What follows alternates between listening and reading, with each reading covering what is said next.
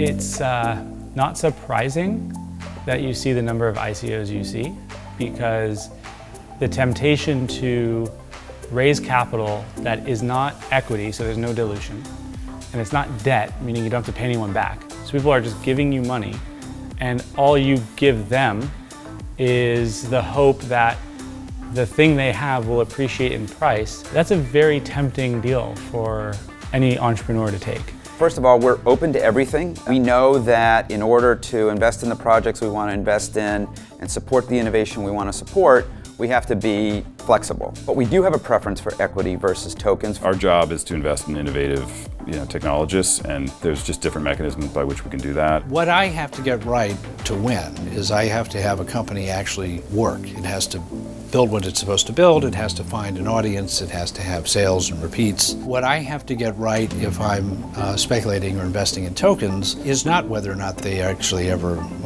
work. It's whether or not I timed it correctly. We're going to invest in the sector for the long term. We're thinking about it as a 10-year or 15-year investment opportunity. And so we try very hard not to get caught up in near-term price speculation. In a blockchain-based world, with our ability to financially incentivize participation in the network, to build those network effects early on, I foresee many of the largest returns being blockchain-based apps because they are network-based apps that build moats that are defensible. This is basically just open source software for the most part, at least the main currencies out there today.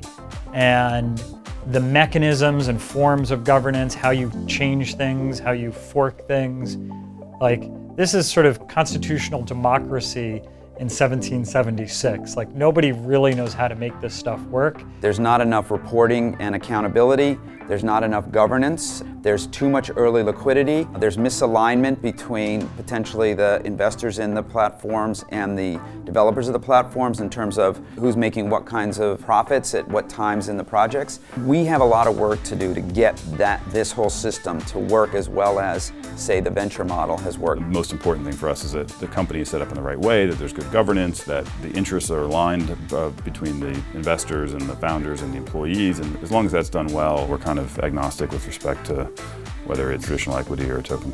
Many tokens are going to be defined as securities, and I think we have a large body of law around security sales as it relates to whether it be insiders or transparency.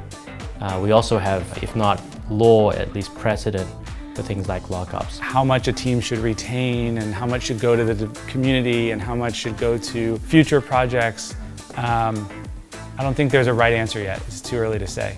I think governance is totally unfigured out, and how do we govern these blockchains? Does it involve just code? Does it involve people? Does it involve code and people? How do you design something like that? There's a lot of entrepreneurs I know that want to feel like they can raise money, have no governance, no oversight, and they want the ability to be able to sell their stock and make a bunch of money really quickly. But there's a real big risk for investors in that. The mistake that even in venture land we do make is committing too much capital too early, particularly to younger teams. Maybe it's not a one-shot ICO, but a multi-round ICO, or even if you raise it in one shot, somehow distribute those tokens over time instead of all the money going in at a seed stage capital. That, I think, is a precursor to a more balanced model emerging over time between equity and ICOs, and maybe deferring the ICO until later on. Unfortunately, you see a lot of companies shoehorning ICOs into projects that don't actually need a token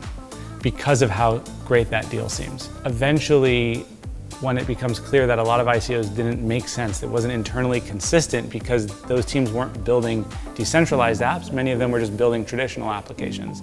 I think that disconnect's gonna eventually have some reckoning. One of the really nice features in the system, is so-called forking, which is that poorly governed projects have this risk of being forked, which basically you can copy the entire project. And it's different than traditional open source. You're not just copying the code, you're copying all the data too. So it'd be kind of like, hey, I don't like how Mark Zuckerberg is running the news feed. I'm going to go and hit a button and create Facebook too, and it's going to not only have the code, but all the photos and your friends and everything else. Governance for these projects is super important, and I think our answer for there is we just won't lower the bar. ICOs are to VCs roughly what Twitter and blogs were to journalists, in the sense that it used to be journalists had a unique position of distribution and access and whatnot, and now everybody's a journalist. Everybody's got worldwide access. Investing in a token without a plan to hold over some period of time isn't venture capital. It's not founder friendly, but of course that has to be balanced against the commitment to return capital to limited partners. We've bought a bunch of tokens and crypto assets over the years. We've never sold any. We have no plans to sell any of them. Crowdfunding has become an important source of raising money for all sorts of activities, and I don't see any reason why venture capital wouldn't also be a place where we would want to crowdsource money. And I don't think it's going to replace venture capital, just like it hasn't replaced other funding sources